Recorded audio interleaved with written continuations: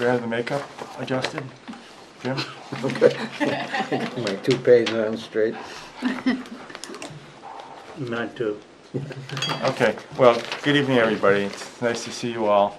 This is the umpteenth meeting of the Capital Improvements Program Committee, which spends a delightful summer not cooking hot dogs on our grills on Thursday nights like everybody else. We have more interesting things to do. In our usual manner, let's start by introducing ourselves. We'll go around in clockwise, so Danielle, you go first. Okay. Good evening, I'm Danielle Besora, the Assistant Town Administrator and Finance Director. I'm Jim Craig, the Selectman Representative. Dan O'Connell, Community at Large Representative. Brad Parkhurst, Community at Large Representative. Jim Raymond, the Committee Chair. Gail Breck, Community at Large Representative and Recording Secretary. Ellen Vermonkowitz, School Board Rep. I'm Joanne Duffy, Planning and Economic Development Director. And let's have the gentlemen in the audience introduce themselves. Dan Taylor, Sewer Commissioner. Corey White, Sewer Foreman. How do you pronounce it? Spell your last name? W-I-K-E. Related to the former police chief. Yep. Welcome. Okay. A few administrative thingies. That's a legal term. Where this is the last meeting. We gave you all the cheat sheet, by the way, which takes away the magic of this, but we decided, Danielle pressed me on that, and I relented. This is the last night of the usual presentations. We reserve the right to ask people to come back if we have questions. So one of the things, either at the end of the meeting tonight or next time when we deliberate, we can identify any areas where we have questions.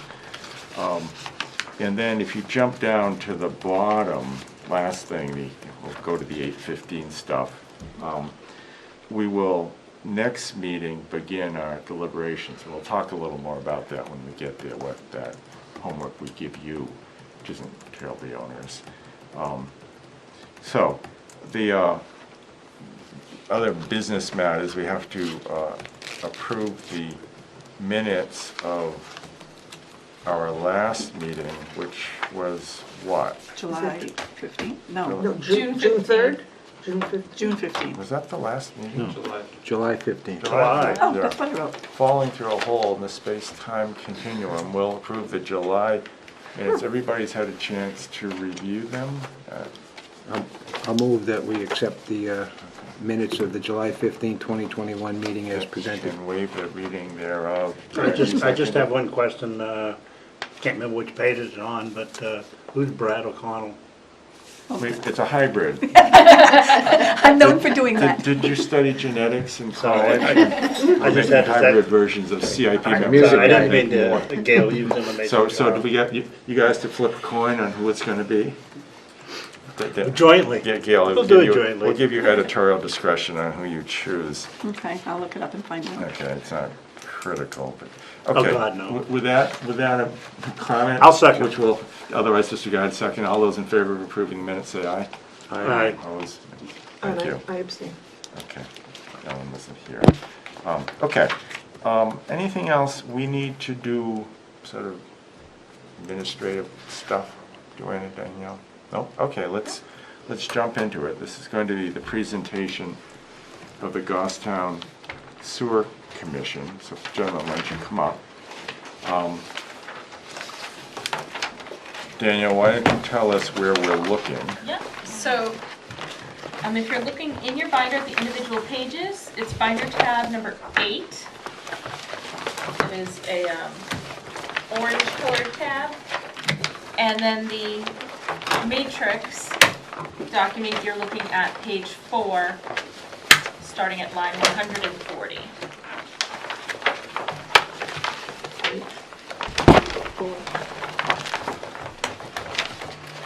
Before we begin, tell us, just for the edification of the members, how the sewer is funded. Because it has, unlike other departments, it has its own special revenue. It's funded by user fees and accessibility fees. So when somebody wants to, a new project comes into town, or somebody wants to expand, say a restaurant, add seats to it, there's an accessibility fee that applies. And through those fees is how we're funded. So is the consequence of that the projects do not have a tax impact? In that they're offset by revenues? Exactly. Okay. Do we have any projects that are not, that we'd be looking at, that be bonded through the town, or are they all through the Just through the sewer Through the fund? sewer commission. Okay, I just want everybody to know that, 'cause that's makes it so we're not as attentive to the exact dollars. Sometimes you go crazy, guys, but, So, is accessibility fees a one-time fee? It's a one-time fee. Yep. And the other one, the user fee? And the user a fee continuous- is, depending on, like, Goffstown Plaza, I think pays 4 times a year.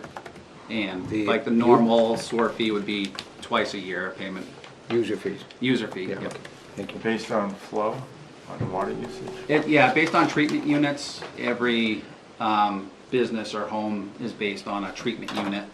450 gallons is a basic 3 to 4 bedroom home. Not based on actual water consumption. Okay, no, that's my question.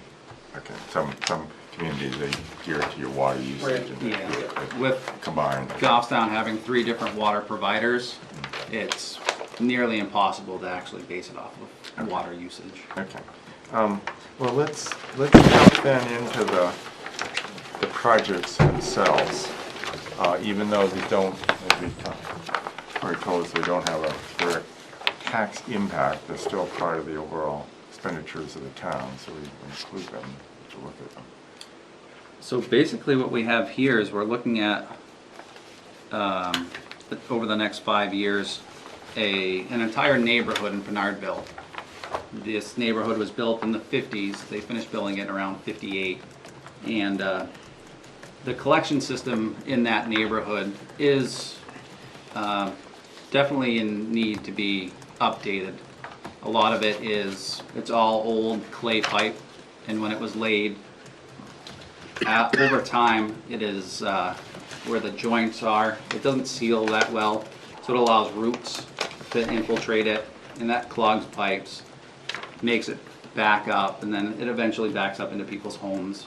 So what we're trying to do is go through this neighborhood and basically relay the entire sewer system. When you say relay, dig up and put Dig new up in and it? replace. Yep.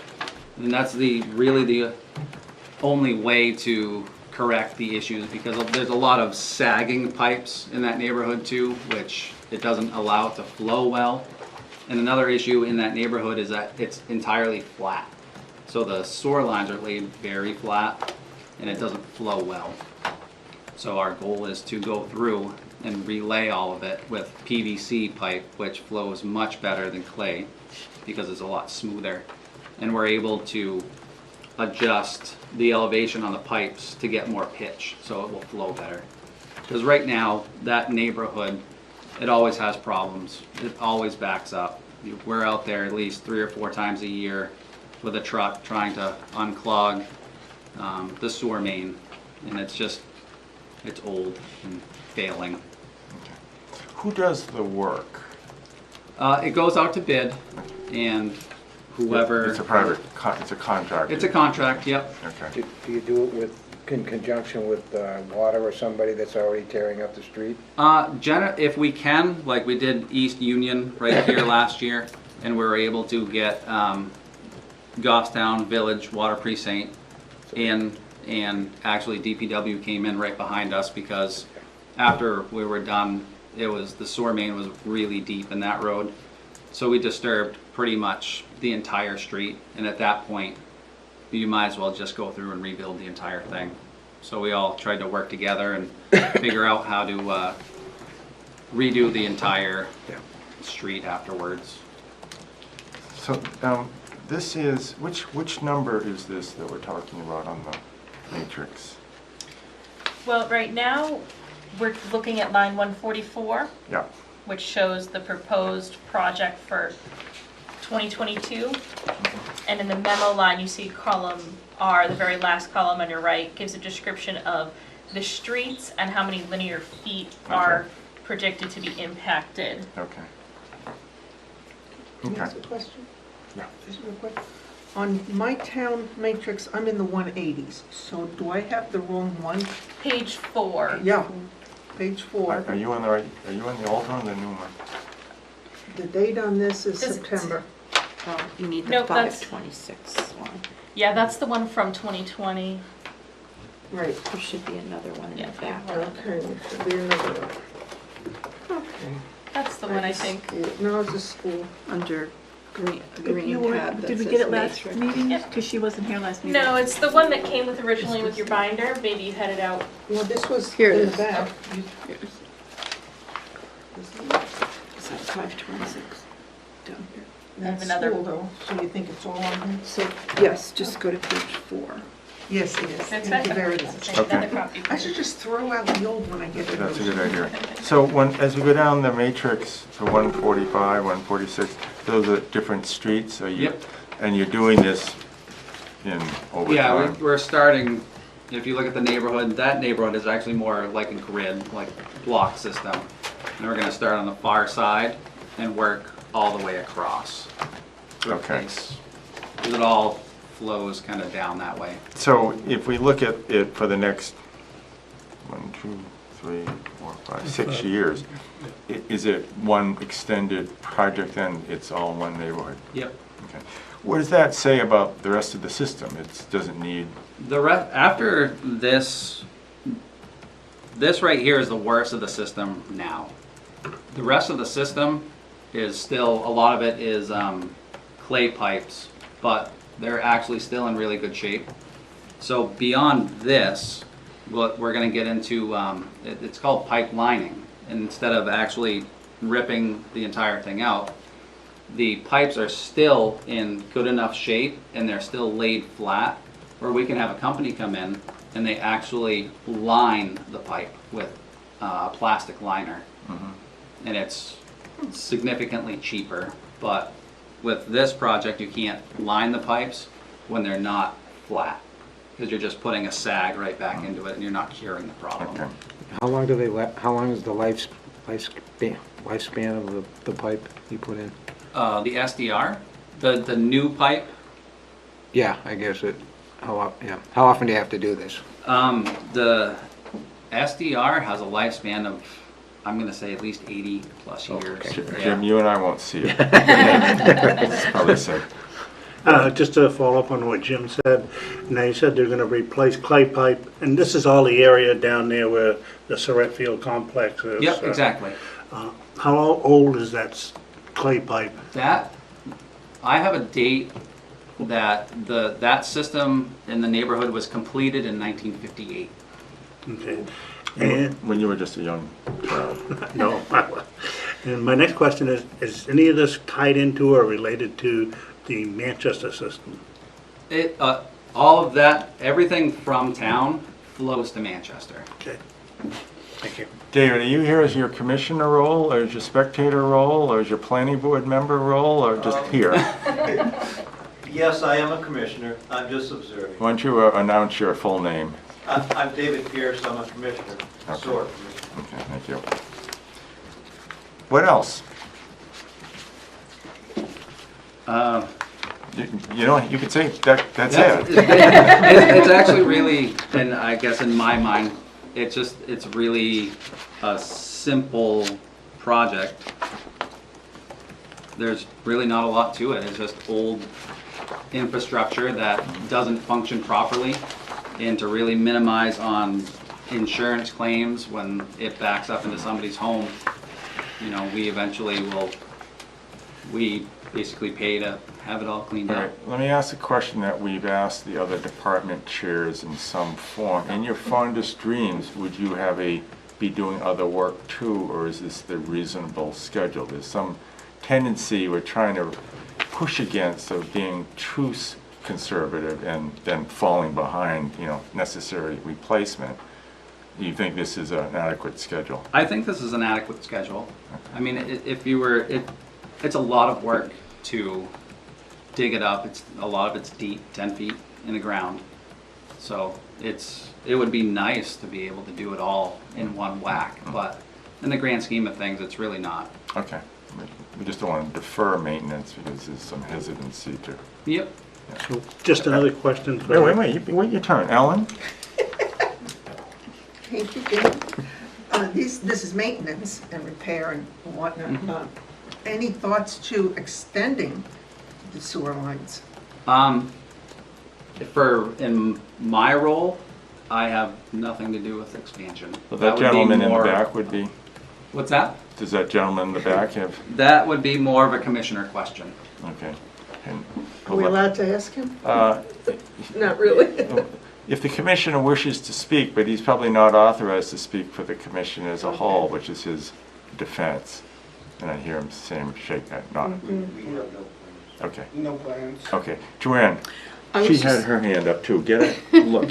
Get in line. I'm not saying anything. I was just wondering, Cory, if there's any offsetting revenue as far as like grants or the money that's headed to us from the federal government? Is there anything like that? We just pay this out of the user fees. Okay, thank you. Do we? I don't. That was I don't- my question. Okay, now you may go. No, Joanne just asked my question. Jim? I was gonna ask, the user fees already in existence and the money is there to pay for these? Yep. It is, and so you don't need anything else? We're not borrowing anything, we're not asking for anything. The money is there. That's a good answer. Yeah, Dan? I can confirm that. So the liner that you're speaking of, how long of a lifespan is that? Is that? I would have to research that for Okay. you. I don't have that information off the top of my head. Because no, it would be more beneficial to sort of. We fix that, have, right? we have lined pipes now that have been lined for 20 plus years. Oh, that's great, okay. Perfect. Yeah, so you may not see it either.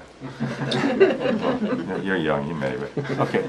Anybody else have any questions? I don't want these guys to have to stay here too long.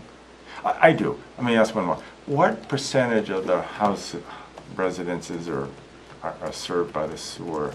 Every house in that neighborhood is. But no, overall on a town basis, how many people does this There's there's a little over 2,000 customers.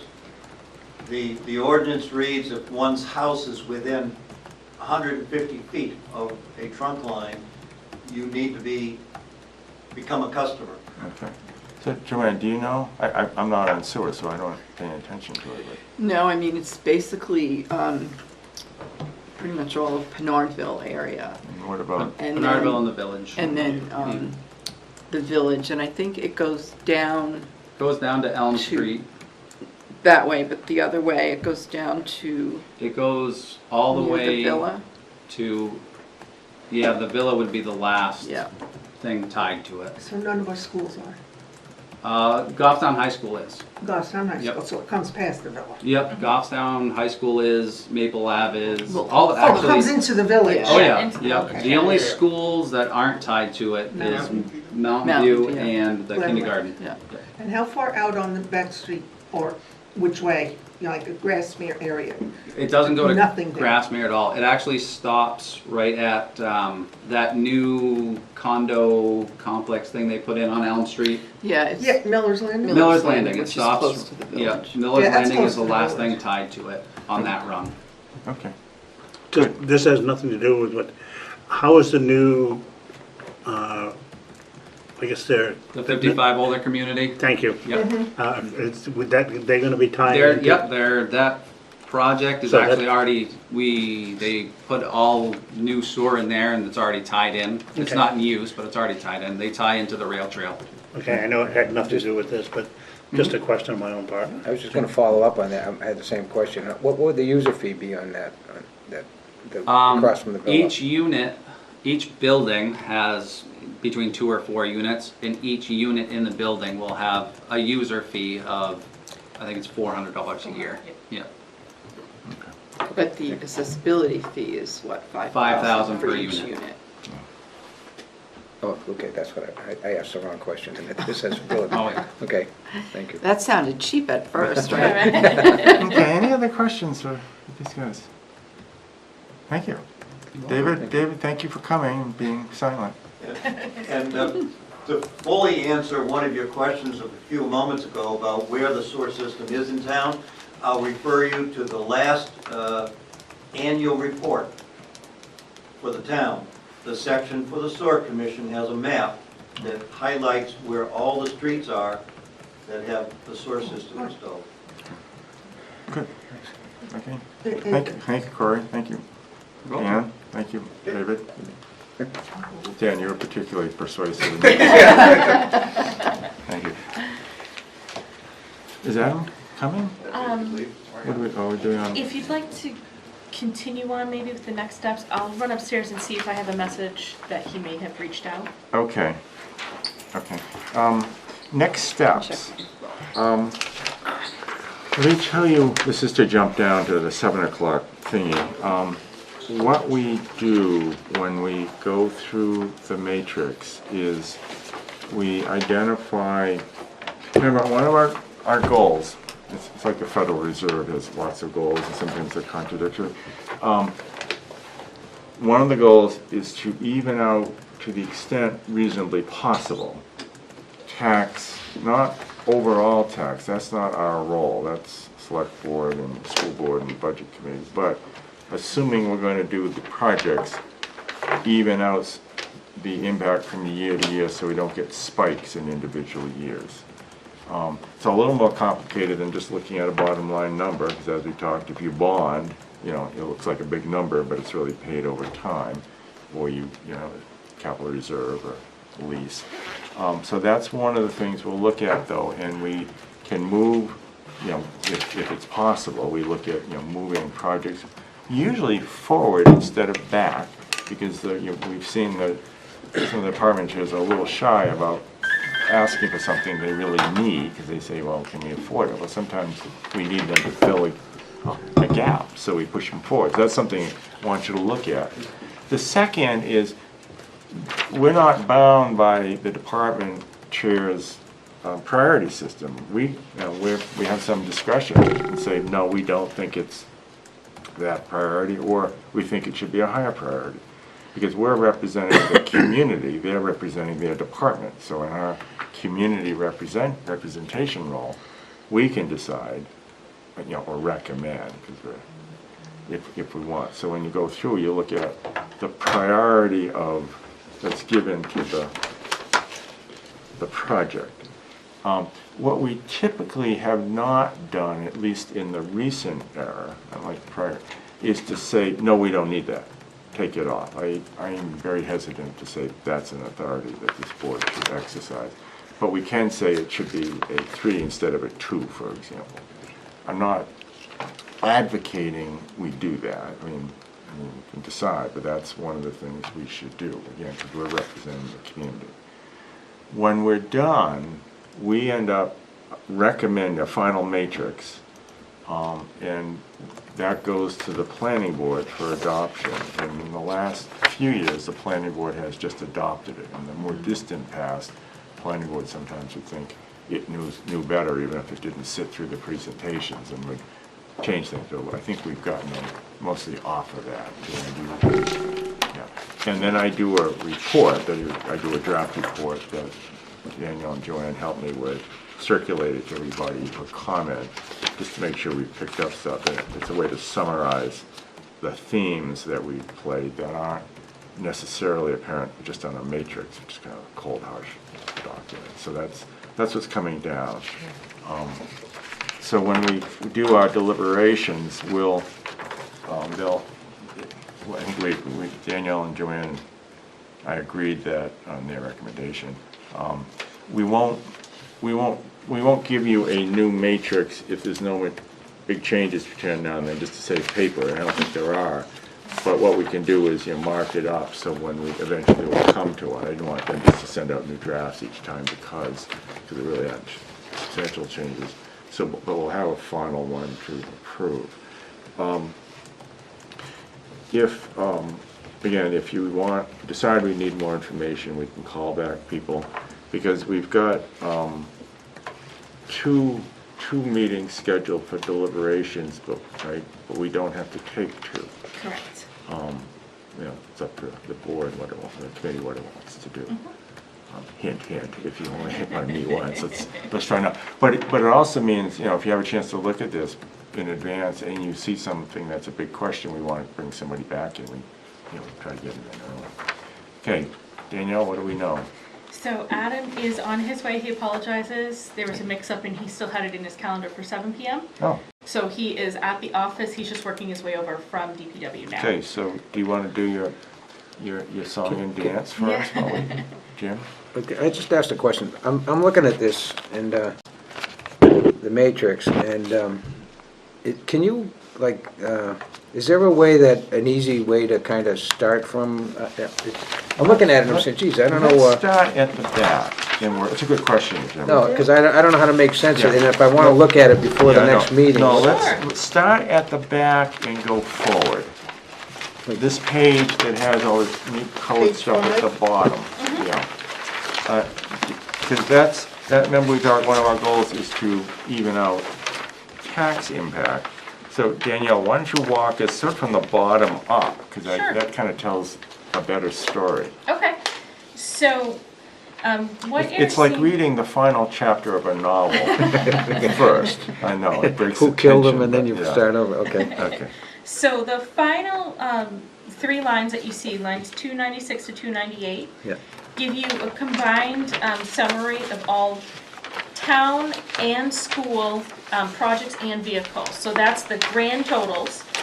What you see in the kind of purple colored line, 296, is the combined expense that's projected. And then 297, line 297, which is in blue, shows you what's anticipated for offsetting revenue for all of those projects and requests. And then line 298, the one that's in kind of pink, that's the one that gives you the net impact of all of those requests. And each column, starting with column L, which is about halfway across, just to the right of that thick black line, that's 2022, and each year is a separate column to the right of that. So that's the grand total. Everybody following so far? Yeah, and Jim? Yeah. So then while we're on that same page, if we take a peek at the top line that you see, line 268, where that's green, the green line on each page designates the start of a new, almost chapter, a new section. So you can see here that this one says district-wide. So that's the SAU's request for projects district-wide. And at the bottom of that section, you have one of those purple lines that shows you their subtotals for all of the projects. And then it breaks into the revenues. So each page that you look at is going to have an identifying green line to tell you which category. Is it vehicles, projects, which department? And then it'll go and itemize each individual request. So let's go down to the bottom, the line 298. Jim, you with us so far? Yeah, I was just looking at that. Yeah, and the obvious question is, again, looking at, we want to even out tax impact, or look at, there Yeah, you go, look at doesn't mean the- you have to, it's just, we're starting in 2022 at 3.4 mil. And then 5.7. But then you jump up to I'm rounding up, 5.8, down to 4.6, down to 4, back up to 5, then down to 3. Now, I think when we get out into the future, it's guesswork, so I don't take a 2027 too seriously. But in the near term, we do have that jump. Is that something that we should be looking at? That's something the committee could consider to see if there are projects that could maybe slide forward or back a year dependent on the identified priority of the project. Would you have time, because we're going to do this next week, right? Next week's the next meeting. Yes. To look at some of those and flag projects that we might consider that are movable. Because remember, it's not just what we want to do for numbers, it's can they do it? Because remember, many of them said that's great, but because it ties into other projects, they can't, they're not individual discrete And revenue projects availability. necessarily. Yeah, a lot of limitations. So and I don't want to be arbitrary about this, but knowing what we know and knowing that's discussion, there's some obvious, round up the usual suspects. Jim, if I may, Helen. I looked at it because I saw 2023 Yep. was the peak. Unless I misread it, that's the year of two bonds, the $2 million pool and the library is in 1 year. So, Currently, that is how the department's proposed. so, yeah, that's how it's coming out on this. And I don't know if that total at the bottom is representative of what, should they both pass, what that cost of that bond each year would be, or if that's the total. That's a good question. Yeah, so I can answer that for you. Yeah. The number you're looking at there is the total request. The issue with the bonds, if we take a peek, I'm just going to bring us back to page 4 for a minute. You can see that the library's project is kind of in the middle of the page there. And they do have a proposed bond, so theirs has a offsetting revenue that brings their, you know, roughly $6 million project on line 154 down to a zero tax impact, only because they're proposing to bond it, and there would be a tax impact for the bond, because there'd be a bond payment. But because it is as far out as it is, and they have not completed their process to find out if that is the correct number for the project, or what the bond cost might be, they don't have a figure yet that we can use for its anticipated tax impact. Let me ask that question slightly different. Let's assume this school, I'm going to make this up, in 2023 was building a new school. And it's going to cost $100 million. I shouldn't say it. It's going to cost $10 million to scare people. It's a fictitious school. It's going to be bonded over 20 years. Does the 10 million show as a complete expense on the 2023 column, or is it the amount of the bond each year going forward that shows? So right now. Did I ask that correctly, Jane? Yeah, Yeah. yeah, yeah. Yeah. Yeah. Yeah, so right now, the way that it's set up, it would show the total project in that year, and that shows the total appropriation for the full project, Yeah. rather than the bond cost. So when we look, for example, let's say that's built into the 2023 bump. That isn't necessarily represent the tax impact in that Correct. year.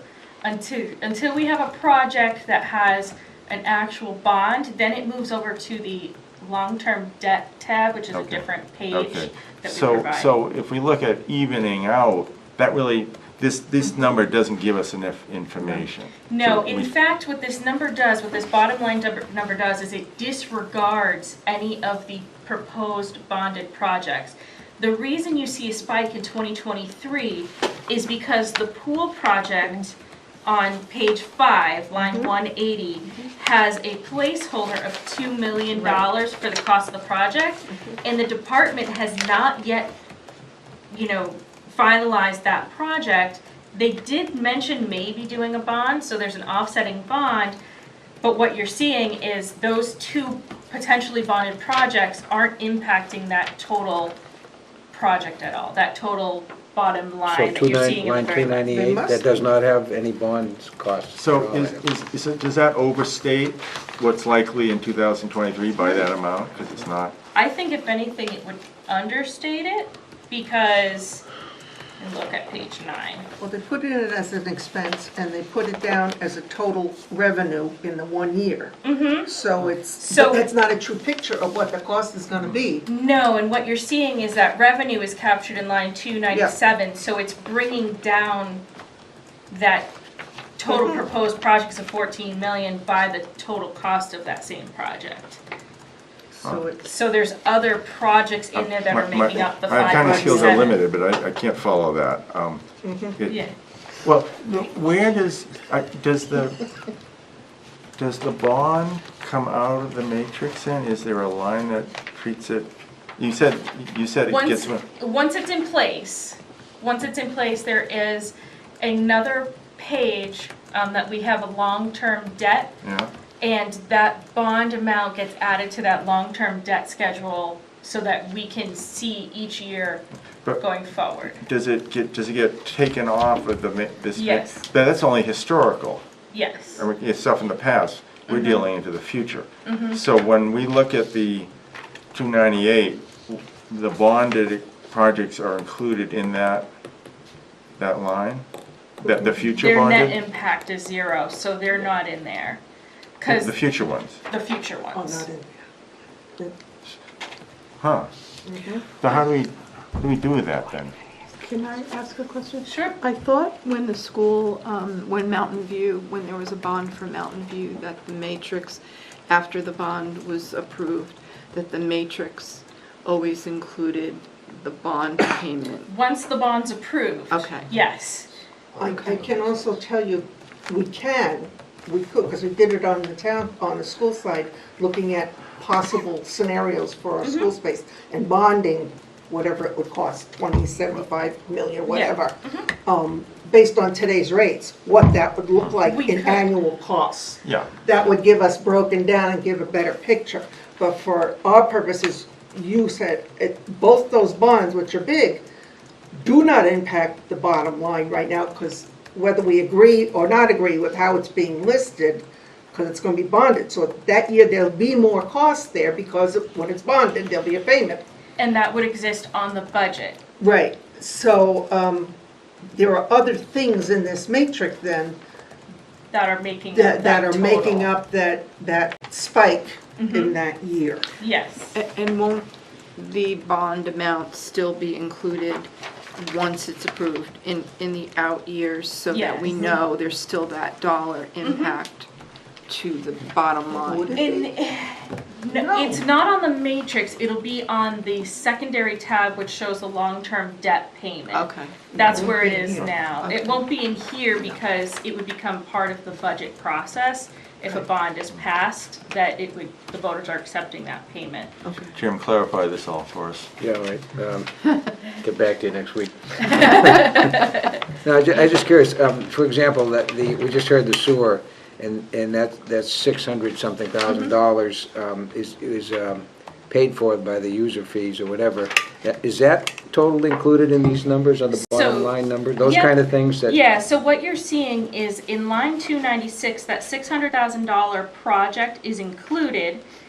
And so if we're looking at column L, line 296, the total project costs proposed are $6.7 million, and that includes their $600,000 project. The line below it has offsetting revenue of $3.3 million. Right, And that includes the the 600,000. user fee is there, Right. and that's why the total at the bottom is. So the total at the bottom is I only see. 3.4 I got you, okay, that's million helpful. for the Right. ask. We won't tell the police officers how fast you go. Yeah. I'm driving an old cop car. Yeah. Yeah. We're just trying to go through some of the, so let me just ask a follow-up question, just to make, because I'm a little slow on the uptake. Imagine the school project in 2023, Yep. and it's gonna cost $10 million. Where will that show on this last page? It would show in lines 296 Yeah. for its full value Yeah. of the entire project. Yeah. Line 297 as a full value of incoming revenue to offset it, Which is a bond? which would be in theory a bond in the scenario Okay. that you're, Okay, so that we're hypothetically- you're considering a bond as a funding source? it is. Okay, Yeah, that's that's the answer to how, the question. that's how we've treated it in the Okay, matrix. so the bottom line, 298, is an amount that does not include bond payment costs. Correct. So these are direct appropriation costs. Yes. Does that make sense? Well, the bottom line is tax, all tax paid for out of taxes? No? It's not necessarily. That's too easy. Yeah, that's too easy. Yeah. There's too many funding sources for that. Well, I thought all the funding sources were in 297. A lot of them are, if they're grants, impact fees, most of them are offsetting funding sources. So for the most part, what you are seeing in 298 is, yes, the tax appropriation requests And for that year. Why wouldn't you put all the stuff in 297? What's the reason for for keeping some of it out and not? For the most part, only what's being kept out is the tax appropriations, the impact fees, the grants, E-rates, CRFs. Anytime that there is a number, they are being represented as offsetting revenues. So for our purposes, can we treat 298 as a As a tax The impact, tax impacts, yes. okay. All right, that's helpful. Thank you. So that goes back to the original goal, the big tax impact and bigger tax impact in 2023. So what we want to do is iron out line 298. Yeah, because, yeah. Yeah. Or give you 2 years to think of your lines at town meeting and why taxes are going to go up when they were down the year before. People forget, you know, they gave you a break 1 year. They say, well, can't you do that again? No, it doesn't work that Okay. way. Okay, Thank you. let's, and are you ready? We can talk for a while, but if you're, I am ready if you are. Yeah. Sorry, I apologize. no, it's okay. It's Full one version of of the meeting schedule. it's one of the risks when you change times and don't. Well, I broke the cardinal rule of never waste a volunteer's time, so Yeah. I apologize for that. Okay, why don't you introduce yourself, even though we kind of just did that, and I am Adam Jacobs, I'm the DPW Director, Department of Public Works. okay, before you start, Daniel, tell us where we're supposed to look. Sure, so the Department of Public Works has two different sections. They have vehicles, which you'll find under binder tab 7. It appears in your matrix. What color is that? Is that the pink Pink. one? It is pink. Yeah, okay. Pink, all appropriate. Sorry, Adam. And those are the individual projects and vehicles. And then the vehicles appear on your matrix on page 2, lines 57 to 87. And then the projects are the following page on page 3. We just handed, We have those. I think we're supposed to just take one of are we taking one of each page? Yes, 4 pages. I need one of each of 4 those, sheets. and this is the second. Okay, why don't you figure that out? We're not smart enough to do this. That's one page. Everybody takes one of those. Take one, Okay, pass it, okay, everybody take one of these and pass it. and pass it on. Danielle was kind enough to add a few placeholders for me. I didn't have enough information when the matrix went Okay, then together. take one of these and pass it on. I see a pattern forming here. 4 sheets going around, one for an air curtain burner, Okay, one for a recycling. take one of these and pass it on. compactor, one for a truck station scale, and one for the DPW garage roof. Okay, and take one of these and pass it on. So 4 more pages. Should we put these in the end, or what do we do? with- They're kind of interspersed, so Okay. I'll try to flag you and say this is one Okay, you then got we'll tonight stick if them in that and we get helps. that. And so Okay, none of these are already in here. That is correct. okay. They're replacing some that are in there. Oh, they are? Right. Okay. I think those No? 4 are all These are brand new. additional. Yeah, Okay, yeah. So they're not already- so they're not on They are on a matrix, but not in the workshop. the, okay. So will we start with vehicles first, or? Sounds like a great idea. Okay, so we're on page 2 of the matrix, everybody? Okay, so page 2 of the matrix, starting on the 2022 line, which would be line 58 on the matrix. This year I've got 4 pieces of equipment proposed for replacement. We've got a 2007 Freightliner dump truck. It's a 6-wheel dump truck with the dump body sander and the plow and wing plow package. That's a $210,000 purchase. This is pretty good numbers because we just last year awarded bids on a 6-wheel dump truck, so that basically the same specifications will be going out this time. That includes a little bit of an increase. We've had some steel price increase over the last 18 months or so, so we try to build that in. We just awarded the final half of bids on a 10-wheel dump truck, and it was just under $220,000 all said and done. So I think this 210 should be fine unless we see some more drastic spiking of steel over the next year. Next up, we have a 2009 Ford F-350 pickup with a front plow package. These are supervisor vehicles. We try to hang on to those a little bit on the longer end. Some of the larger trucks, we try to keep them on schedule. Sometimes we can defer the smaller, but they tend to get a little bit more mileage on them as they're used year-round. Next up is a 2002 100-yard trash trailer. That may sound familiar. We had one for 2021 as well. These are live floor, which means there's a moving conveyor belt on the floor. These are used for hauling our trash and recycling. We haul our trash to Bethlehem, New Hampshire, and our recycling to Charlestown, Massachusetts. Our trash building has a hopper that if you've been to the transfer station, you dump in, and the hopper loads a compactor that pushes trash into the back of the live floor trailers. So the live floor trailers allow that trash to be compacted tightly, but then more importantly on the back end, you can hook the hydraulics up to the truck and offload the trailer quickly at the landfill or for the recycling at the recycling floor in Charlestown. And so the recycling building has a similar setup, but it's not an automatic hopper system where the residents or the trucks can dump into it.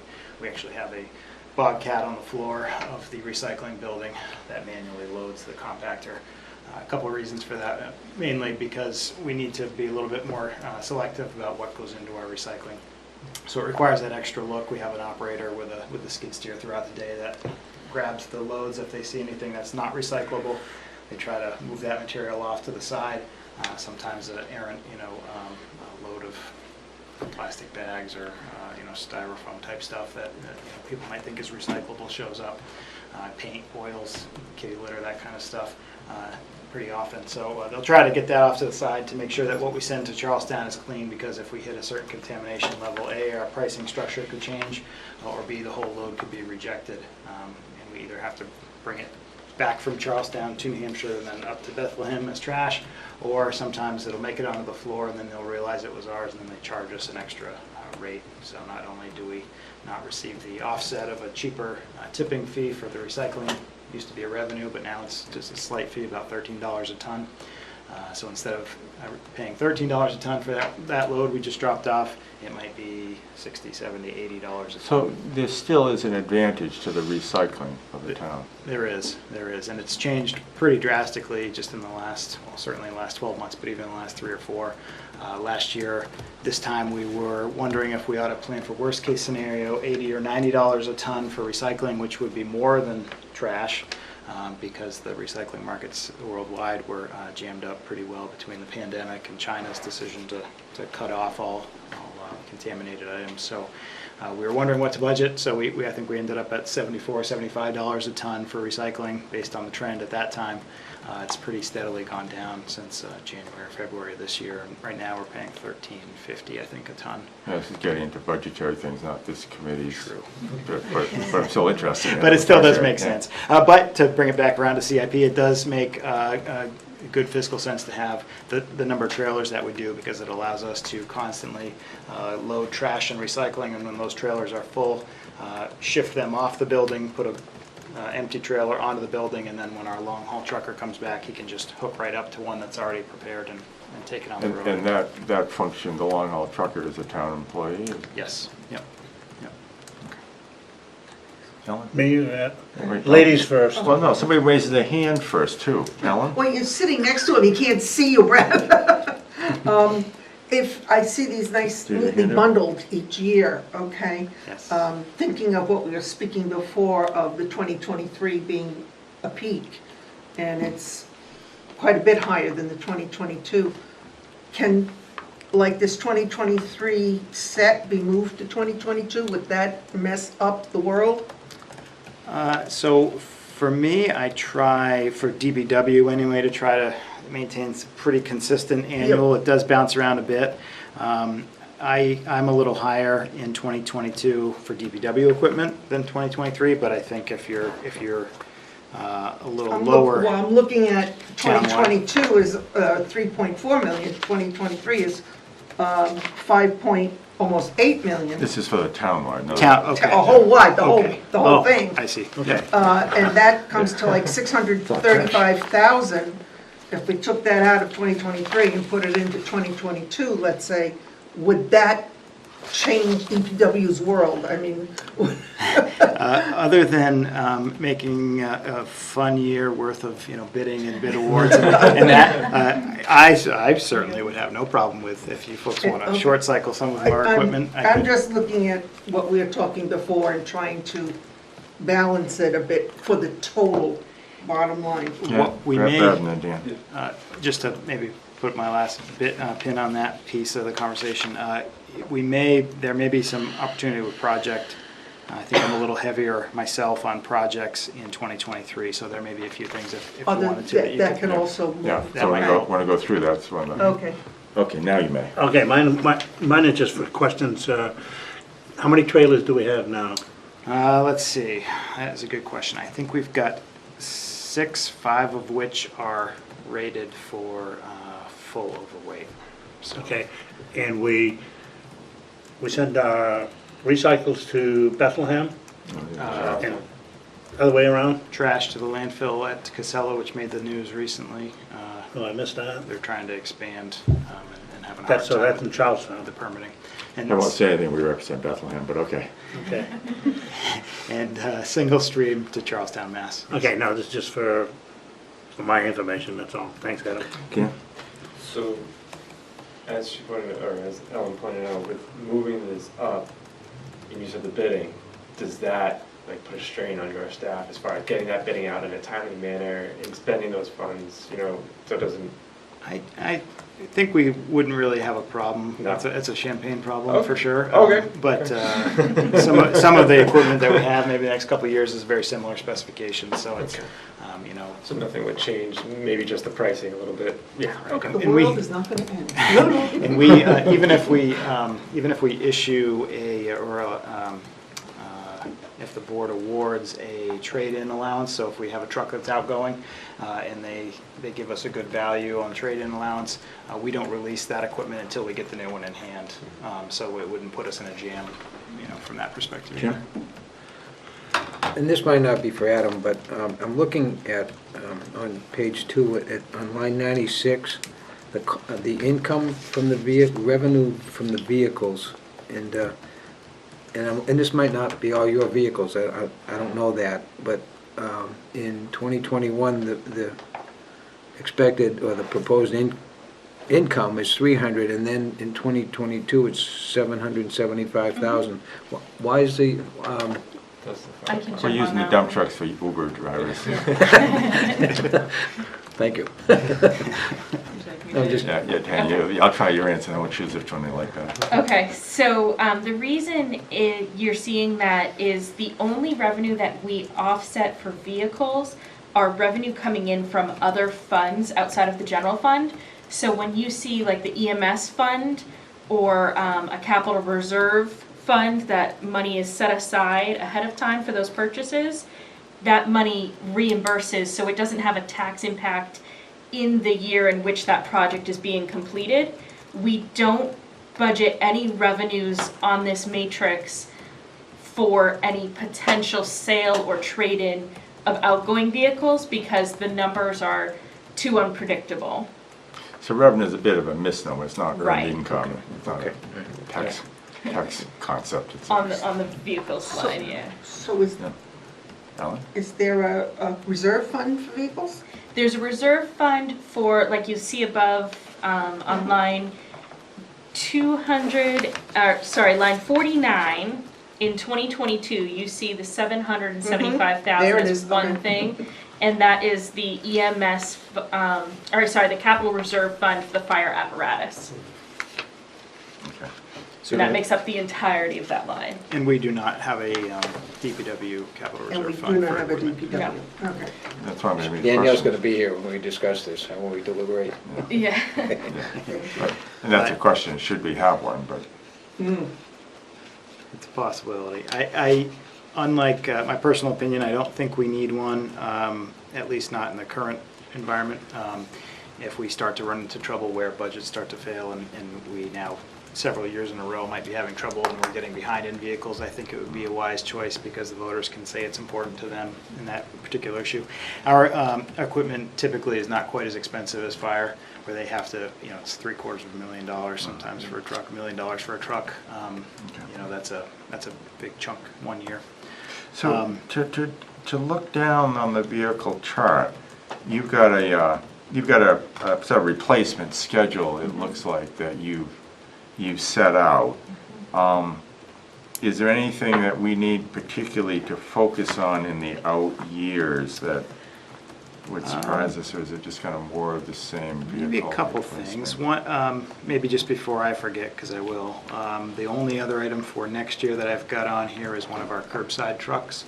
It's a 2012 Peterbilt truck with a Labrie brand Packer. So that's the automated curbside machine. We have three. One is a permanent backup that when anything happens with the other two, or if something happens during the day and the driver, either of the two drivers or both get behind, so weather type events, we try to stay on schedule. We can send out a third truck to assist so they can all go home at 6 or 7 instead of 9. So we have an extra truck. So we do have a third truck, but we really need that, and I actually may be going to the select board to talk about maybe this isn't the greatest truck, so I hesitate to do it, but there are plenty of times when a fourth truck, we've been down to our last truck, and if something happens with the backup truck now, everybody's curbside sits. So you got a couple of decisions to make there. Do you run around the clock as soon as you have trucks back up and running and get everybody off schedule? Do you try to pay somebody, Pinard Waste to come in and pick up your schedule at a pretty good premium? Or do you tell folks, I'm sorry, we'll be back next week to get you on your regular day? None of those are really great. So there may be some value to keeping a fourth truck. I'm not positive we're there yet. And like I said, this particular vehicle is not all that reliable, so I'm not sure if it's worth the extra hassle of, fleet expansion. Kind of brings its own problems, of course. So that's our fourth vehicle for next year. Back to Jim's question, maybe the biggest thing in the out years is actually what's not on here this year. If you were on the committee last year, you may remember a big number in the out years for the VACON. It's our sewer Vector truck, which also came with a revenue from the sewer fund for a purchase. So in the past, when that truck was purchased last, it was split between the sewer commission and the town and DPW's budget, or in the CIP rather. As that truck's aged, it's less and less reliable, but more importantly, over the last 2 years, we've had a really tough time being full staffed at DPW, so it's hard to dedicate the 1 or 2 people to this truck every day to be able to clean both sewer structures, the sewer manholes and also lines, as well as the drain manholes and drain catch basins and pipes. So what we've discussed with the sewer commission is they've started to subcontract out their cleaning of their structures and their lines. And DPW will probably be moving into a similar model. I've taken the purchases of about $500,000 estimated. Taking the purchase of a new VACON out of our budget.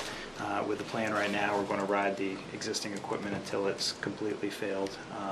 But usually only using it for the one-off, either emergencies, if sewer has emergency or we have one overnight, or if we have, it's helpful for excavations. You can do some hydro excavation where you can use a jet lance, and then the Vector truck can actually suck gravel out of the ground. So if you have a real tight spot, especially in Pinardville with a lot of utilities, you can actually use this to hydro excavate around something delicately without the risk of grabbing a gas line or a sewer service line with a bucket. But right now, there's not a replacement vehicle in the matrix? Correct. I pulled it all together out.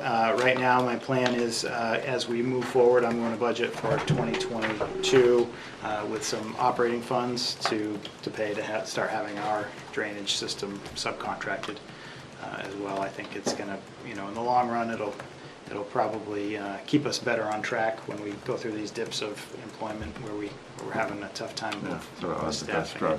Camilla, if you want to sit on the table we have some leg room, you may. You don't have to sit on the end. I'm okay here. I apologize, forgot they start at 6:30 now. Well, you're not the only one. Adam feels much better. I would be all done by now. No, I just had one quick question. This is back before. The Packer you're looking to replace, that's the one that your backup one now. So that's the third, this is the third line vehicle. That will go out the door, and the new vehicle would replace one of the two that's currently front line. Is there any resale value or anything on that? There is. To get some funds? I think we can usually expect a pretty good return on a piece of equipment like that from a trade-in perspective. As Danielle mentioned, it's because of the gross basis budgeting laws that we have to appropriate for the whole amount of the Right. vehicle. Understand. Plus, when you're a couple years out from replacement, by the time you actually get the equipment in hand, a lot can happen. So if we had a catastrophic fire or something, and the trade value is zero, you don't want to be stuck where you're short. Yeah, 30 or 40. we said at the beginning of this whole process, don't take these numbers too seriously. They're estimates. They're not. They change. Sounds like my own budget. The closer we get, the sharper the pencil becomes, Jim, of do you have course. a question? Or? No, thanks. Okay. Anything else on things vehicle? Let's see, any other big things? Not really. We, maybe I guess the only other real noteworthy item, we've got a pretty old piece of equipment as you scroll down to line 75. It's a 1992 Caterpillar grader. That's a motor grader. So we use these for this piece of equipment, and we've only got one, for grading the gravel roads that we still have in town. We've got, I guess, a little less than a dozen maybe gravel roads. And then in the winter, if you have a really severe ice pack situation, the grader can be used with some good down pressure that a regular plow truck doesn't have to actually cut through the ice, but it can also damage a road. So you have to be pretty careful using that. But it's got a pretty good size plow on it, so if we did have to, clear the, if we ever had a town meeting, blizzard type event, we needed to clear the parking lots of the school or something, at short notice, we might throw that out there as well. But mainly for the gravel road maintenance. So it doesn't, because we've converted our gravel roads gradually, and the plan is to continue converting what we have left to asphalt. We use this grader less and less over time. So really, back in the early 90s, this is pre the emission standards for diesel vehicles, which have brought their own, it's better for the environment, but they brought a lot of problems from an equipment reliability standpoint. Our preference is, because these graders are pretty expensive to buy new, a couple $100,000 pop easy, we'd like to just keep this piece of equipment as long as we possibly can, but there's not much to it, so it's pretty easy to maintain. So I think with a modest investment here, rather than a replacement, we've budgeted $40,000, which is still enough to be a project, or I guess I could put it in project, but it's an equipment, so we left it here to keep it going. And hopefully by the time that $40,000 worth of repairs has come to the end of its service life and the grader is really ready to go down the highway, it'll be 40 years old-ish, and by that point we've got all our gravel roads converted, and we don't have a need for one, so that can wipe off this multi-$100,000 purchase down the road as well. Do you have any questions on vehicles? If not, let's move to the other stuff,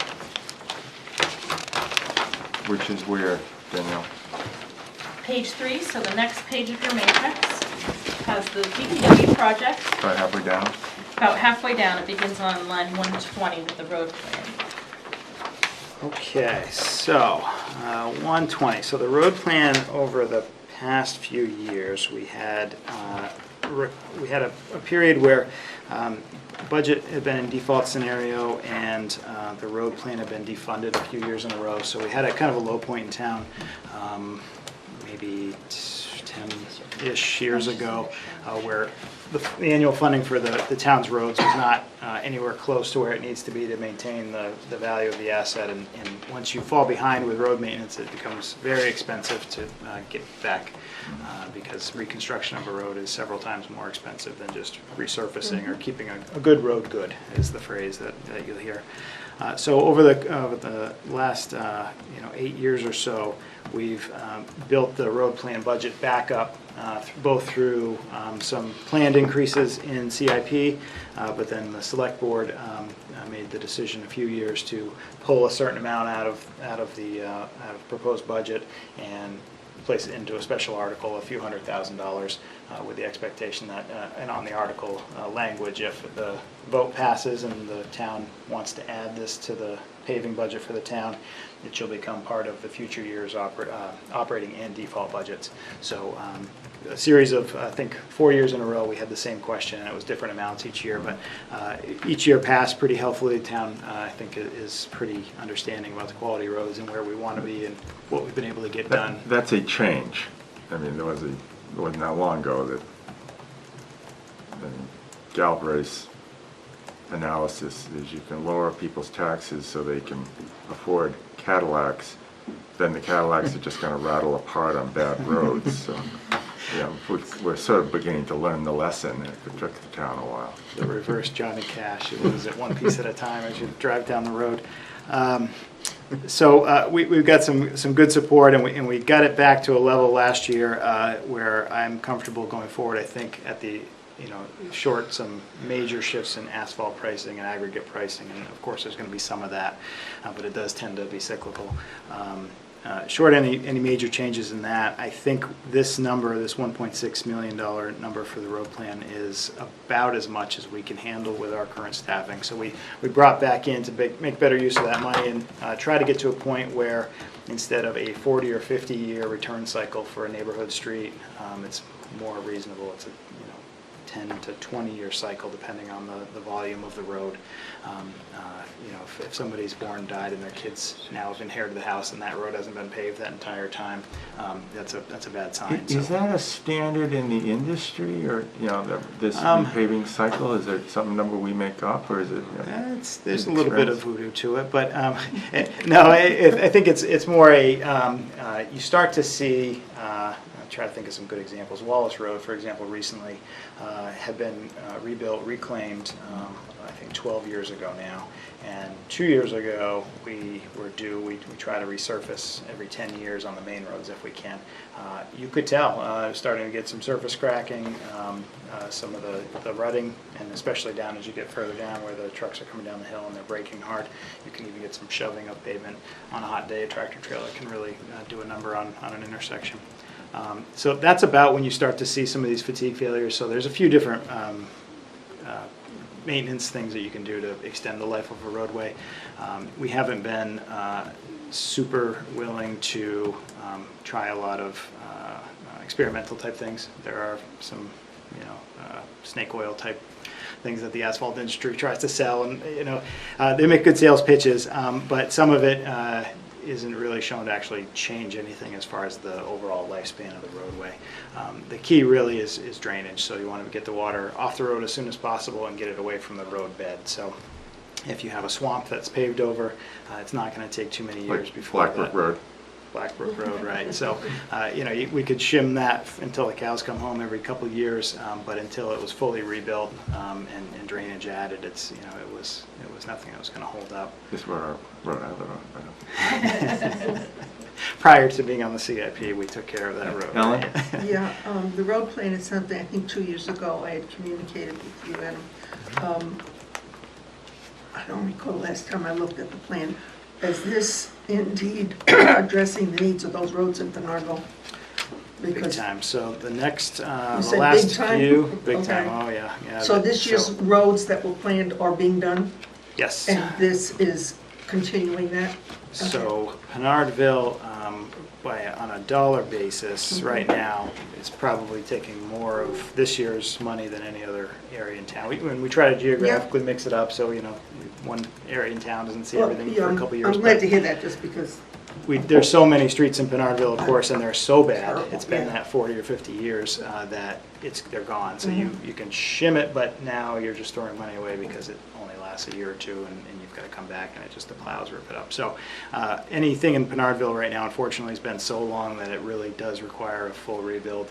All the pipe, the drainage pipe, is corrugated steel, galvanized steel that has been beyond its useful life, so sometimes we'll dig and you'll see kind of a shape of a hole where a pipe was, and there's not much pipe left. And It's pretty some low. gas pipes were run there a couple of years ago and ripped up the road. So all that's taken into consideration when you're. Yes, so the gas companies came in, we had a meeting a couple of years ago, we're actually due for another pretty soon.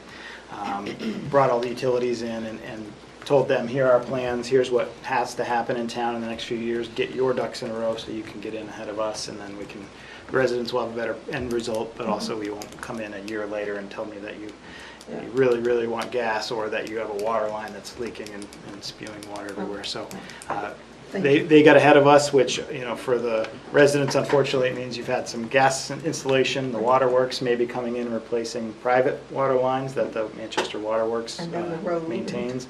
So they come in, and now it's our turn last. So the college started the neighborhood, but we've worked Warren, Eden, Duclos, Gold. We're working across the hill, Pine Hill, Laurel, Thank get you. the whole hillside area, and then we move into the Desonier, Laurel, or Laurier Street neighborhood. For purposes next. of this committee, I want to stay on a 10,000-foot level and not get into operational decisions. That's for the select board. Thank you. But speaking of select board, Jim, and then, I have could you explain the 120 is the road plan, and it's allocated $1.6 million all the way through. Could you explain where the road plan comes from? And I assume that these other things that aren't in the road plan are things that came up after the road plan was, why are they not in the road plan? I don't know how the road plan Oh, works. speaking I guess. like a bridge project or anything. So the way we've handled the road plan itself is our rebuilds and drainage projects. So a road that's so far gone, it just needs that reconstruction. Our regular maintenance overlays, so for the main roads, we're trying to target about a 10-year return cycle to get them paved again after they're rebuilt. Any of those, we call them Band-Aid shims, but thin asphalt layers that are more of a buy us some time type solution because the road is just too bad and it's misshapen. We just try to skim asphalt as thin as we possibly can over it to make it safe to drive, especially in the winter. Knowing that it's only going to buy us a couple years and we'll be back to rebuild it. And then sidewalks, there's some sidewalk funds in there as well. So that's what the road plan goes toward. Is a street, mainly a street and drainage project. Any bridges are sort of a different asset class, so we will take care of those if we can when the road's being done, but for the most part our bridge projects become a one-off separately from when the road might be rebuilt. A lot of the main roads where the bridges are were rebuilt years ago, so usually it's just a happy accident if the road and the bridge come up at the same time. So the bridges, because of some of the planning that needs to go into those and the design work for a bridge, we bring in third-party engineers to actually design them. Unless it's a repair or a minor project. So can I ask you, so the $1.6 million, you're able to project it out for 5, 6 years because that's just the cost that it's going to cost to maintain the roads at a base level, right? And then all the rest of this stuff is stuff that comes up and that. That's right. We built the road plan up basically until the point when I felt we've reached capacity as a department. I just don't think we can physically get any more into the year without letting everything else kind of get lost in the wayside. So I got it to this point, and now my goal is really just to keep the budget flat for the town so we don't have any severe changes. It's one less thing for the select board to have to worry about changing. but I think we could assume those aren't, we're not adjusting for inflation, so it actually comes up in 4 years from now. That number won't necessarily be 1.6. But it's a projection based on current. Okay, yeah, I just want to understand that. Thanks. It's tough with the inflation on asphalt because we're actually lower now than we were years ago with asphalt pricing by like 30%. So it's you could plan for a couple percent, and we do when we actually in our full 10-year plan we try to chart out the cost of a road. We do plan some inflation.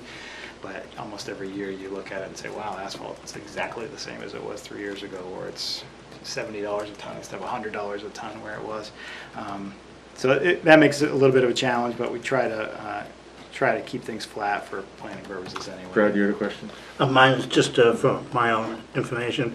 Like we had sewer commission in earlier, and they have a project down in Penardville. Mm-hmm. So you guys talked, so that, we're going to be here, so we're going to dig up Laurier Street or whatever. So that you would work in concert. I'm sure as Corey mentioned, they're rebuild and expansion projects are coming to an end. They've only got so much left to do. That neighborhood, we've held off because we know that's coming, so the idea is get them in first, and then we'll come in either, boom, boom, same year, or probably next year and follow behind them to get the road work done and the drainage portion done, but then we can split the cost of asphalt, so it's not the sewer commission pays for a bunch of asphalt, and then we come in, tear it all up, and pay for it again, and try to minimize those costs as best we can. No, okay, thank you. Well, let's go down to the rest of the stuff then. Okay, let's see, so next line down, traffic signal upgrades, line 121. This is, we're in the middle of a several-year project trying to modernize and upgrade and make some ADA and pedestrian improvements to all the automated traffic signals on Mast Road in Bernardville. So we started off with some cabinet work and ADA improvements at Pinard Street and Mast Road. It was the first project. We've come through Shaw's intersection, Daniel Plummer intersection. Those both actually share the same controller. We've finished those. Next up is going to be Joffrey and Rite Aid, and then we have Folk Street, and then when we end off, we might have some just some mast work back at Pinard Street where we started. But by the time we're done, every intersection along Mast Road will have upgraded signal heads. There's some improvements there for visibility's sake, and swapping out to LED fixtures, as well as ADA compliant push buttons and pedestrian improvements, tip downs. And Of the existing area where there's a light. Yes, yep. No plans to add any new signalized intersections. So that's just maintaining the existing assets that we do have. Next up, let's see, skipping over the 2021 projects. Next up for 2022, we've got Center Street. It's an 18-foot, it's listed here as a culvert. It's a multi-plate metal arch culvert, but it's big enough because it's over 10 feet. It's qualified as a bridge from this DOT's perspective.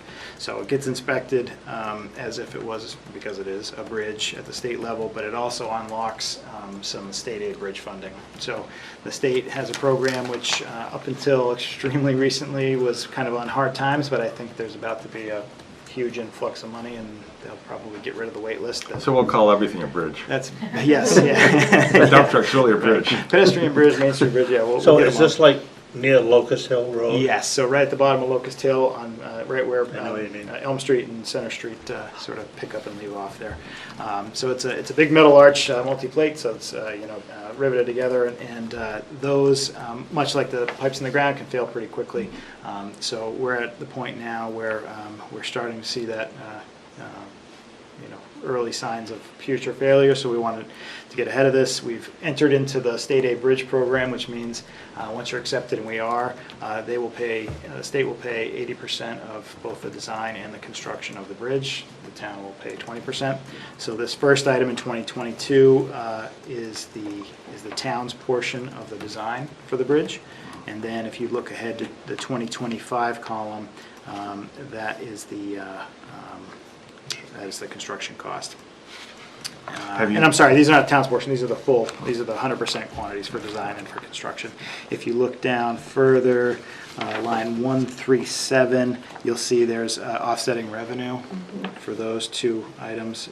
That offsetting revenue is the 80% of the state funding. Have you moved it out to 2000, whatever year it was, because it's going to take that long to design, or is that done for your budgetary purposes? Or I believe the state had a preferred year of construction. Once they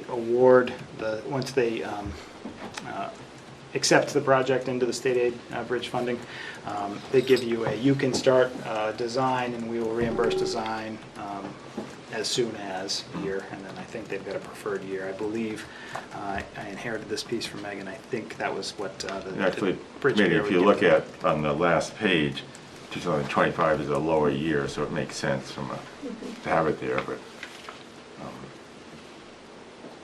so that's a pretty good sized project. The complicated everything is where it sits geographically, so we'll be looking into maybe some rapid bridge construction solutions there. The state's they've been a little bit tight with the purse strings when it comes to rapid bridge construction projects, which means, it's probably not this fast, but it's the kind of thing that on the interstate, you'll see them, close a bridge on a Friday and reopen the following Monday or Tuesday. It's really rapid.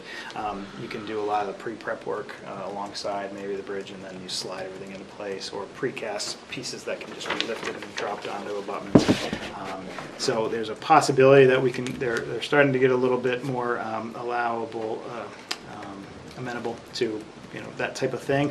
I'm not positive if we would qualify because the traffic volume is probably not as high as some of the state roads.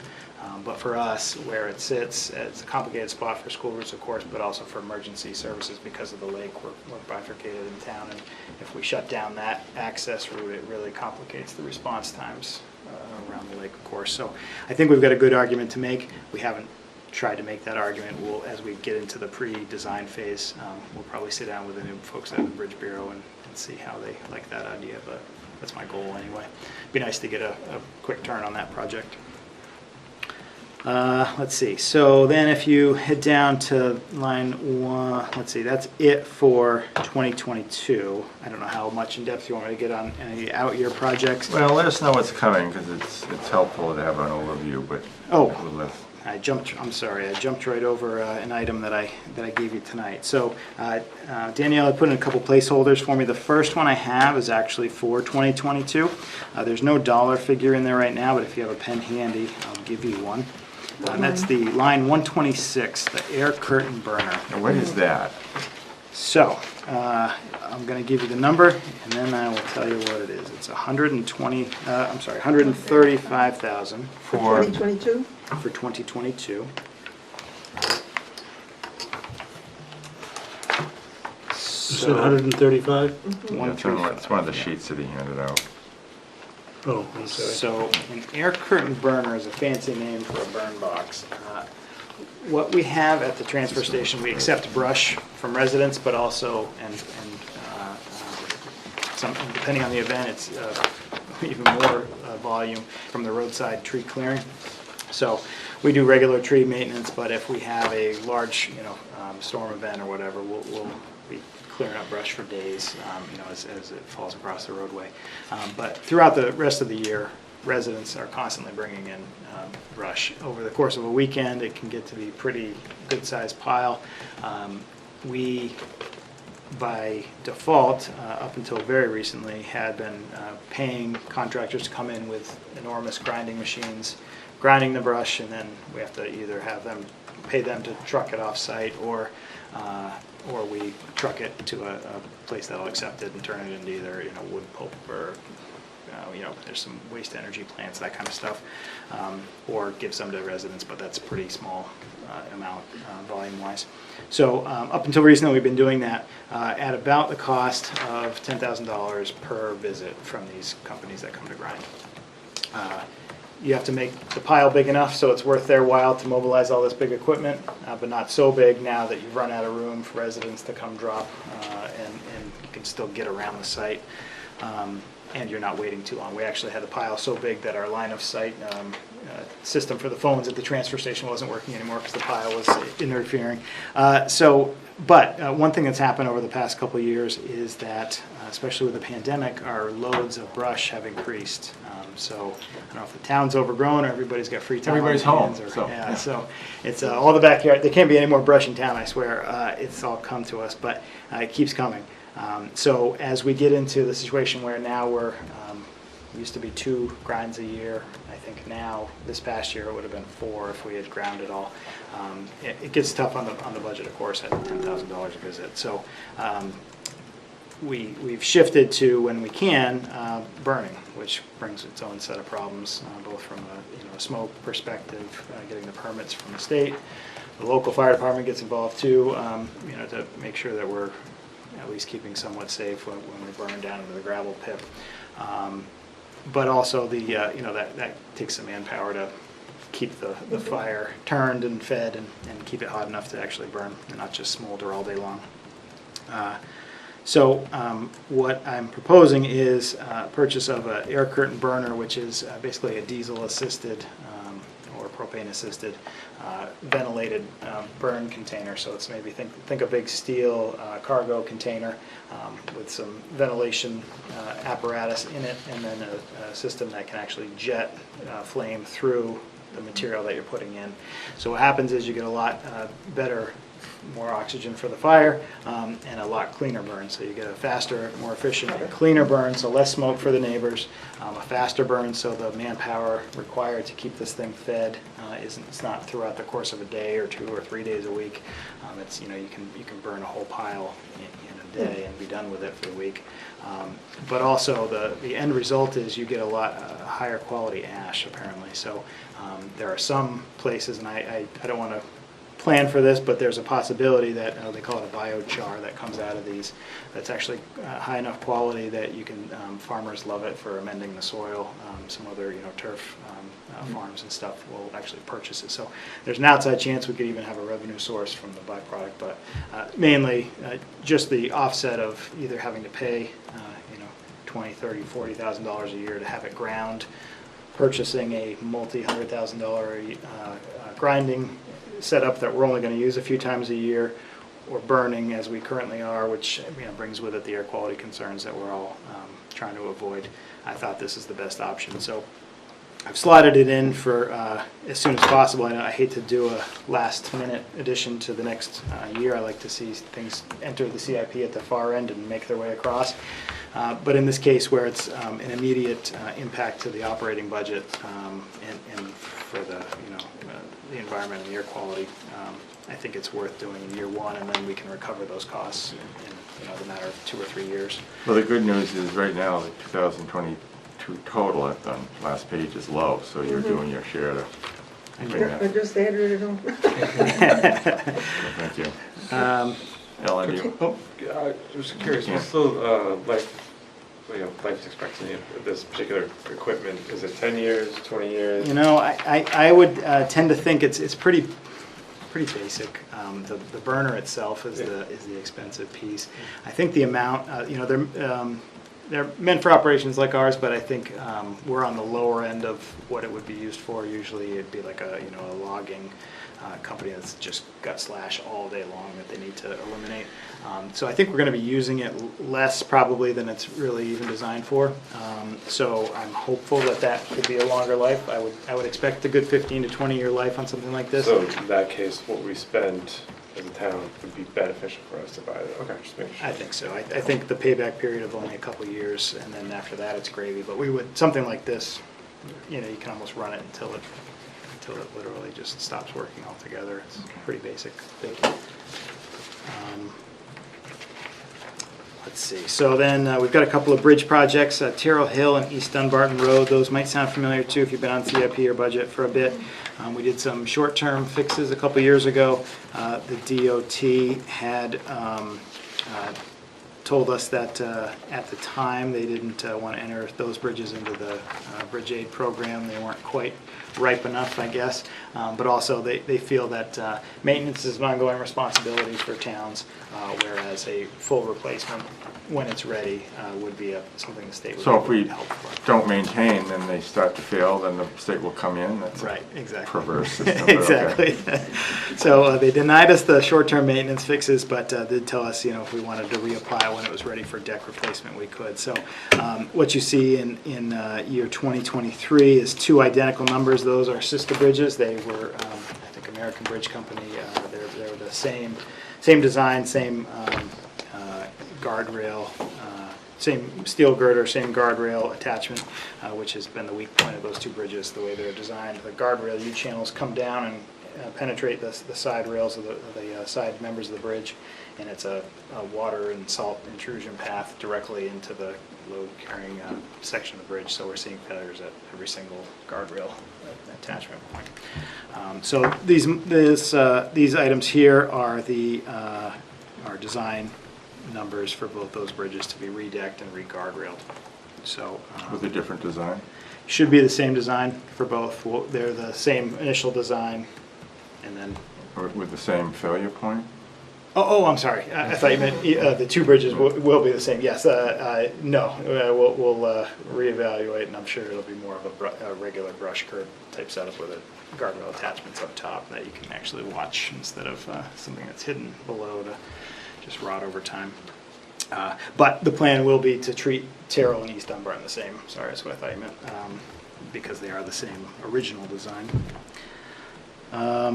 There is offsetting revenue for both of those. Again, if you look down that line 137, being that they'd be part of the state aid bridge program. These two have not been formally accepted, so that could push this year out. I contemplated pushing it out coming into CIP, and then when we started to see the infrastructure bill gaining steam and some of the ERA monies, I didn't know how that was all going to shake out, so I left them in here, but there's a chance the state will maintain their current wait list for state aid bridge, and we'll have to defer these. The design funds from the state end are significantly less, of course, than the construction funds, so there's a chance that they could authorize the design and still reimburse us for that part, even if they don't give us a date for the construction. Let's see, line 129 would be another that Danielle had set up for me as a placeholder. You got a sheet tonight for that. The recycling building compactor, so a little bit of a recurring theme at DPW. Everything's starting to show its age. We've been over there a bit now.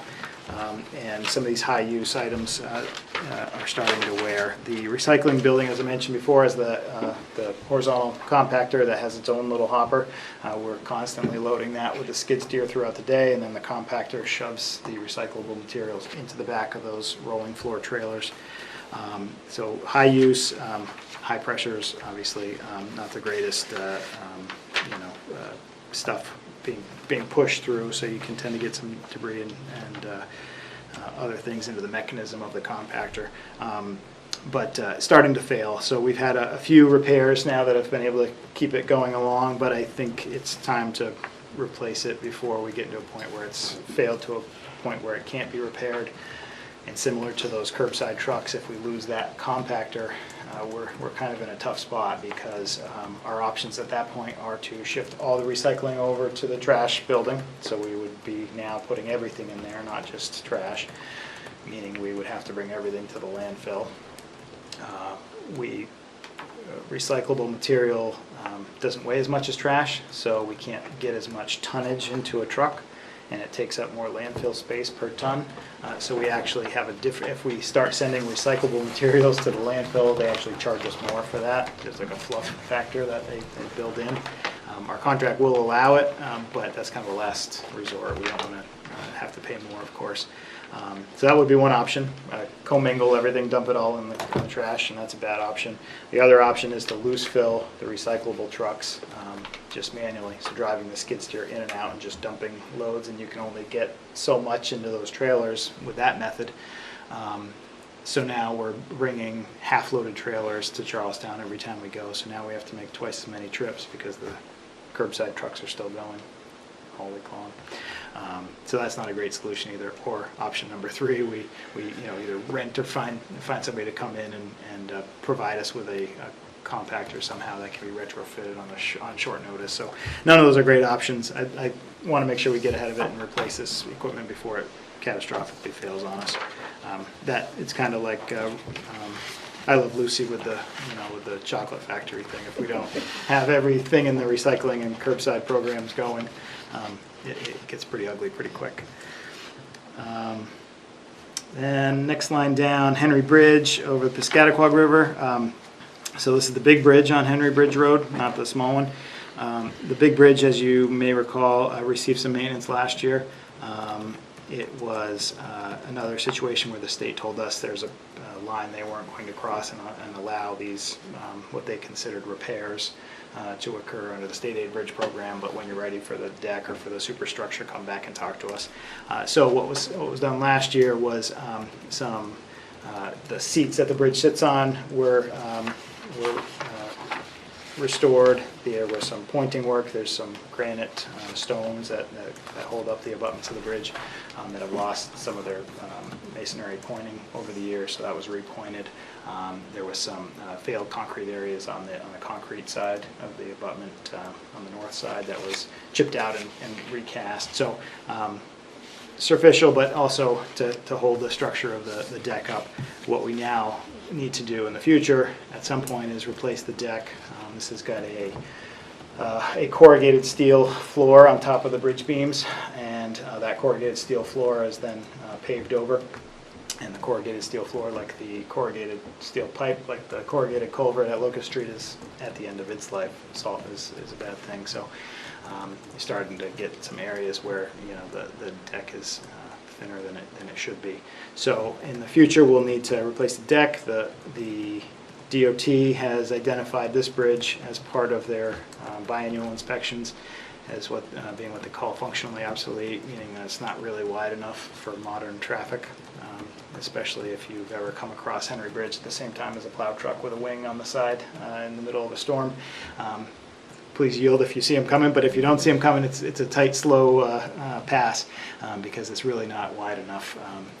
So there's some desire at the state level to get those widened because they like to see heavy traffic to be able to take as many different routes through the towns as they can. So what we've got here in 2024 is the first phase, which would be design funds to anticipate future deck replacement, which is off the matrix right now for the big project. That's going to be a pretty large one when it does pop up on CIP, the actual deck, the bridge itself.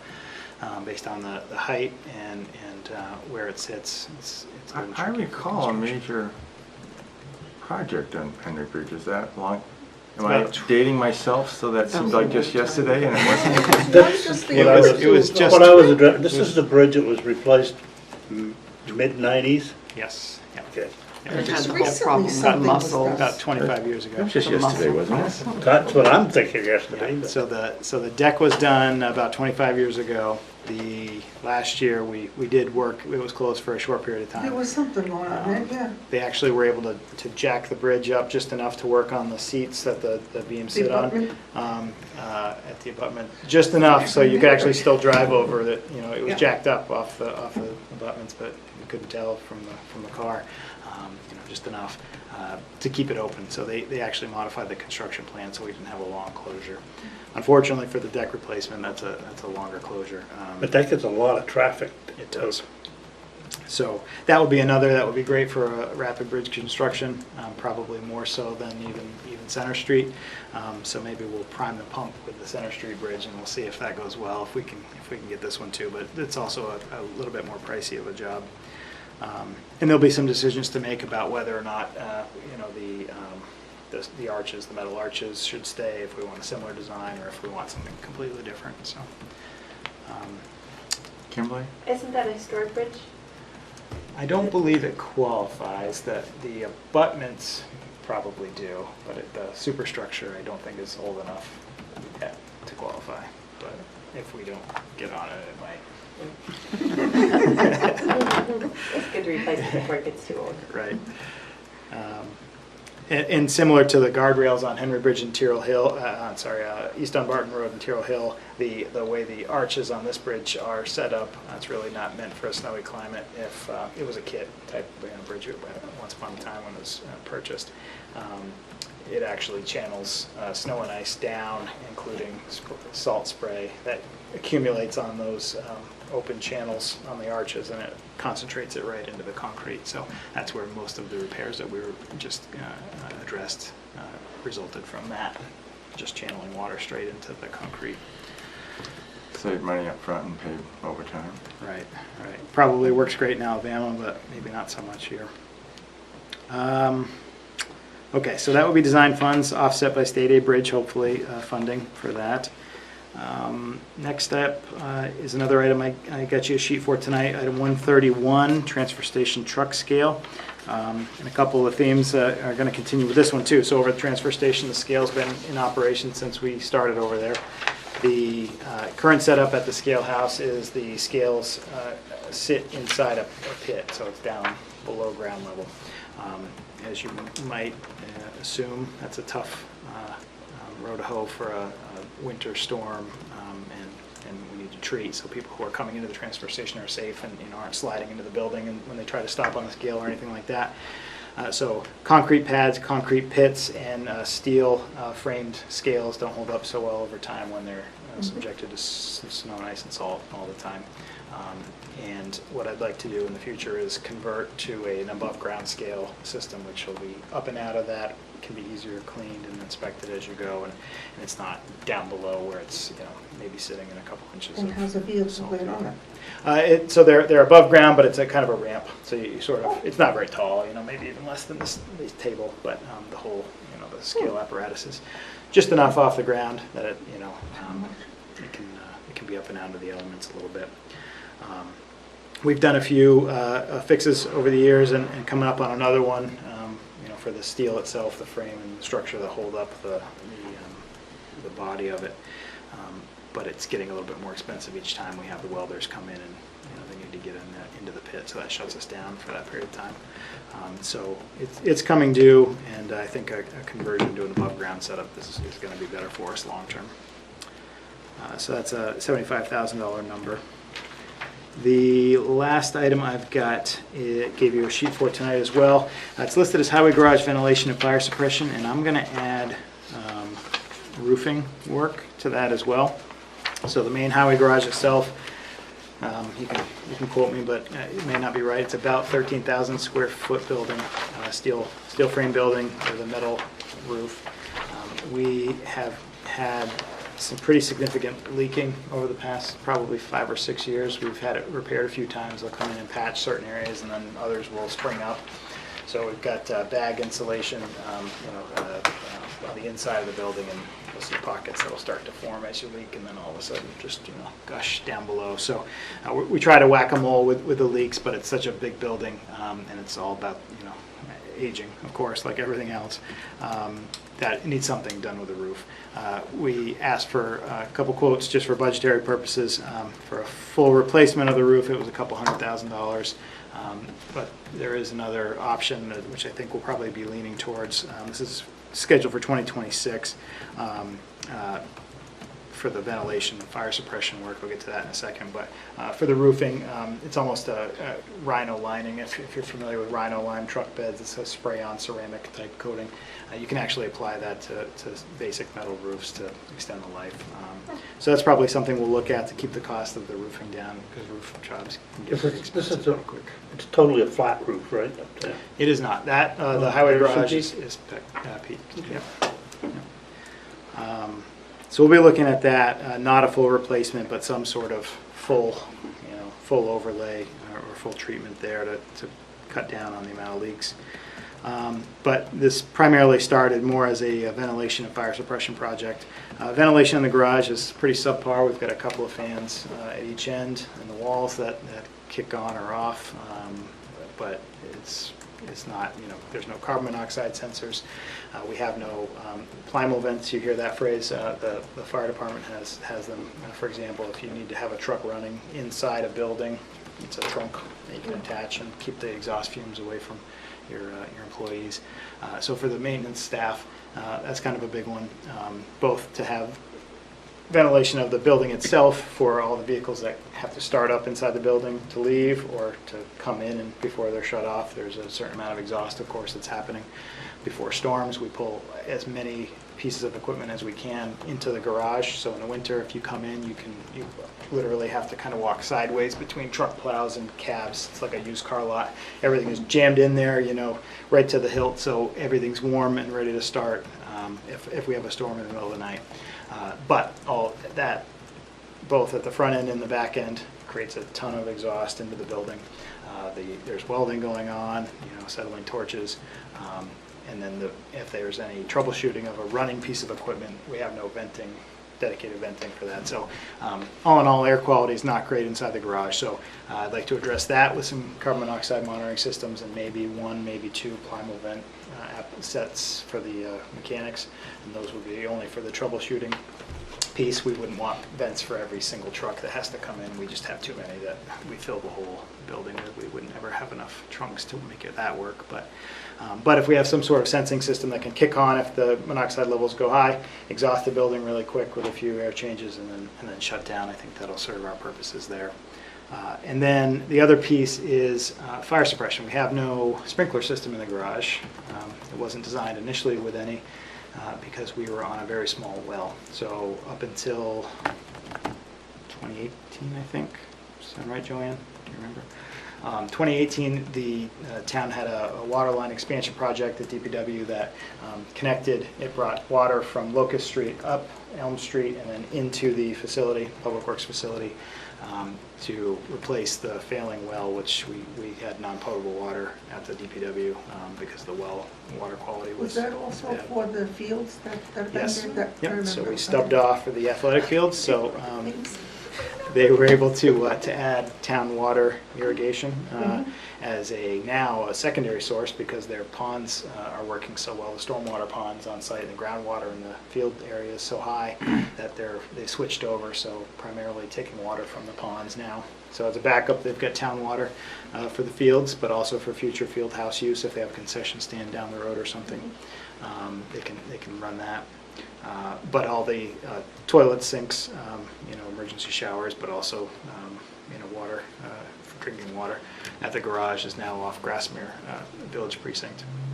But we also have a big enough service line to support sprinklers. We've got a significant investment in the town fleet, of course, not just DPW, but if we have a fire truck and an ambulance and 2 police cars, in addition to everything we try to tuck in there before a storm, several $1 million worth of equipment all under one roof. If one dump truck, which has happened in sadly more than a few towns in New Hampshire, if one dump truck comes in after a storm, salt caked on everything, and salt's a good conductor, you can actually have chafing on a wire that will start a fire that can take out your whole garage and everything that's inside it. So just imagine at once having to replace 2/3 of the town's fleet, at least. That'll make this committee busy. Yes. Yeah, there's your answer. That's how you get 2022 stocked right up all at once. So, towns have had to go out to bond because it's, so expensive right up front. And then, the way the truck delivery cycles go, you're out of equipment for over a year by the time you have a new truck purchased to when it's built and delivered.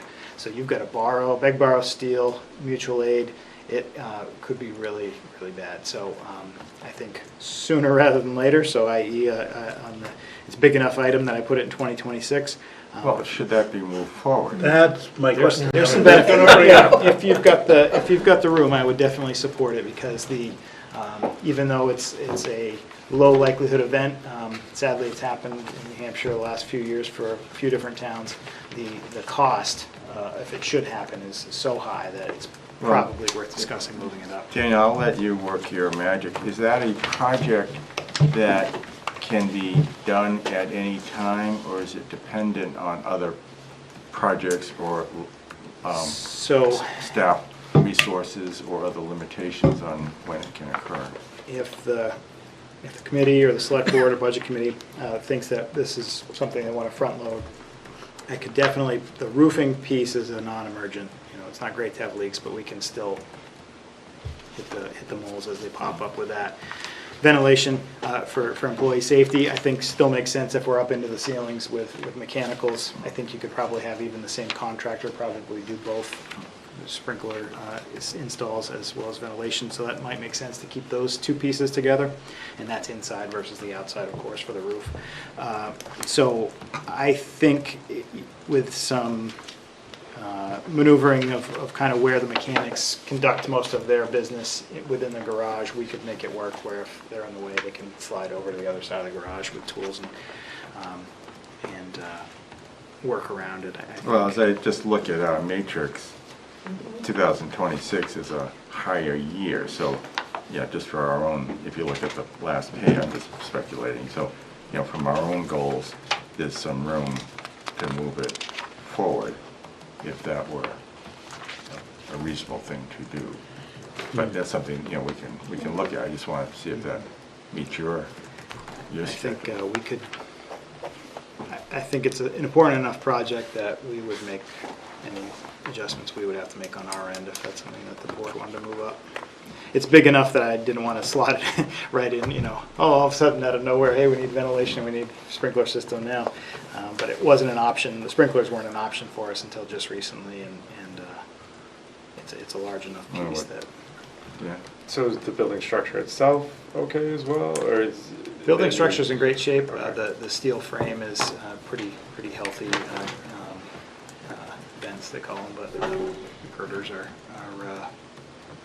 all in great shape. There's no real corrosion issues, short of our wash bay, which sees, large temperature fluctuations as we have a steam cleaning machine in there that, a lot of oils and grease and stuff. Before the mechanics have to work on a trash truck, for example, they bring it into the wash bay and steam clean it so there's not maggots and whatever falling down from the truck as they're trying to work on it.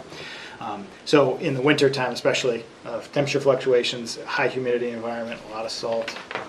So that piece of the building tends to see the mechanicals fail.